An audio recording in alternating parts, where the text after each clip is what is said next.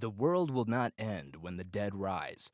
Rather, a darker one will begin. Although a zombie epidemic causes civilization to crumble in The Walking Dead, the undead are by no means the biggest menace. Even more horrifying is what rises from the ashes of civilization. People. Rick Grimes set out on a trip that begins with optimism, but gradually turns into something far more eerie when he emerges from a coma to see the world in ruins. Communities come and go. Friends become foes, and the individuals you have the greatest faith in, they have the potential to become independent monsters. Only survival exists. There's no fairness or order. The walkers wandering around the planet aren't what really disturbs me about this universe.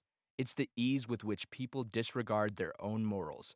Rick and his team discover the terrifying reality that you don't have to kill to exist as they fight the governor, Negan, and many others. You must destroy your former self, because the rules have changed in this world, and sometimes the only way to survive is to play the villain. Let's venture into the mist. You are drawn in by the promise of answers down the cursed and gloomy alleys of Silent Hill. But what you discover is much worse than what you could have ever imagined. This is a place where your worst misdeeds come to life. Not merely a haunted town. The shroud of your own shame is the fog that envelops the town, not a veil of mystery. Every nightmare that follows you around and every twisted monster that prowls the streets are reflections of something within you. The town itself becomes shaped by the anguish and remorse of those who go too near. Silent Hill cannot be avoided. The fact is that you cannot flee the darkness within you, no matter how hard you try to run or fight. Consider the main character, Harry Mason. He travels to Silent Hill to look for Cheryl, his adoptive daughter. He quickly learns, however, that the town does not want him to locate her. It demands that he confront his own demons. Silent Hill is just a mirror, not a town. Thus, it doesn't care why you're there. And what you discover when you investigate is horrifying. The monsters you encounter are not extraterrestrial beings. Instead, they are expressions of your own brokenness, guilt, and worries. The traumas are psychological as well as physical. Silent Hill challenges you to face your worst regrets and worst memories in the most perverse manner possible. You may be allowed to leave the town, but will you ever be able to fully escape the fear it entails? Perhaps not, because you confront your inner demons in Silent Hill. Beyond the burned remains of the earth in The Road is a world where the most basic, raw instinct has taken over: survival. The protagonists of this tale, a father and son, are battling for their right to live in a society that has long forgotten what it is to be alive, not for a place of peace. They go across an ashy environment. The sky is black with soot. The trees are gone, and what remains of mankind have become cannibalistic, desperate raiders. The father clings to the slim hope that they might be able to survive, and that life might still have purpose. However, every step they take farther into the wasteland only serves to reaffirm what they already know. Mankind is fading, and nothing matters in the end. The tension between father and son on the road is the only thing that can compare to the world's gloom. The father realizes that they have no genuine future and makes a valiant effort to protect his son from the evils that surround him. Even when survival itself seems like the greatest affliction, there is just the present, the battle, and the resolve to live. Not the physical devastation of the earth, but the psychological toll it takes is what makes this cosmos so profoundly eerie. As he tells the youngster about the good guys, the father is aware of the hard reality that they are the last of a dying species. His love for his son is the only hope in an otherwise hopeless world. The road is about survival, certainly, but it's also about loss, about the fragility of the human spirit when faced with a world that no longer cares. In the end, the father is not just battling for the life of his son, he's fighting against the world's indifference to life itself. War and bombs don't destroy the earth in George Orwell's 1984. No, the manipulation of truth itself is the real evil here. Something far more subtle. Welcome to Oceania, a place where the party dominates not just the populace's thinking, but also the structure of reality itself. Freedom and independent thought that does not fit the party's narrative are not allowed there. Whatever they say is the truth. A guy named Winston Smith dared to challenge this tyrannical government, but he soon learns that resistance isn't a route to freedom. It's a route to ruin. The all-powerful Big Brother watches, measures, and manipulates every word he says and every thought he thinks. Even when he makes an effort to liberate himself and think independently, he discovers that the mind is merely another battleground. Armies and firearms are not used in this world's conflicts. Lies are used to fight it. The past, present, and future are all under the party's authority. With each change in power, truth becomes pliable and subject to modification. People are indoctrinated to revere the party, to forget the past, and to accept a dynamic reality.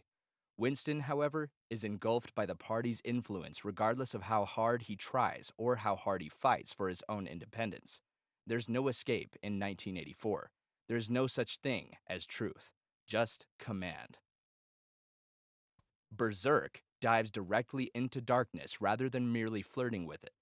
Guts, a lone warrior who has suffered more than most people can fathom, lives in this harsh medieval world. Guts was raised by a mercenary who mistreated him and was born from the body of a hanged lady. His existence has been filled with unending bloodshed. But then, it gets worse. Guts sees everyone he loves or cares about perish, or worse, as his lone friend Griffith sacrifices their whole mercenary band in a terrifying ceremony called as the Eclipse. Demons pursue him, he is marked with a curse, and his only weapon is wrath. There are no safe spots in Berserk. The gods are unkind. There are plenty of creatures. Furthermore, whatever you attempt to construct is destroyed by the ruthless hand of fate. The world twists, burns, and tosses everything back at Guts, even when he finds love, allies, and hope. Not just Guts is put to the test in this reality. It challenges him to quit, and he never does, for whatever reason, but even living seems tragic in a world like this. It isn't until it can kill you that you realize how much noise you create. Blind animals with hypersensitive hearing take over the world in A Quiet Place. They hunt because you are there, not for fun or survival, and it just takes one sound. Living in quiet is a skill that the Abbott family has acquired. They stroll barefoot on sand roads, talk sign language, and repress every cough, breathe, and tear. The suspense never lets up. You are unable to shout, even throughout childbirth. Even after your child passes away, you are unable to grieve, because death is the result of noise.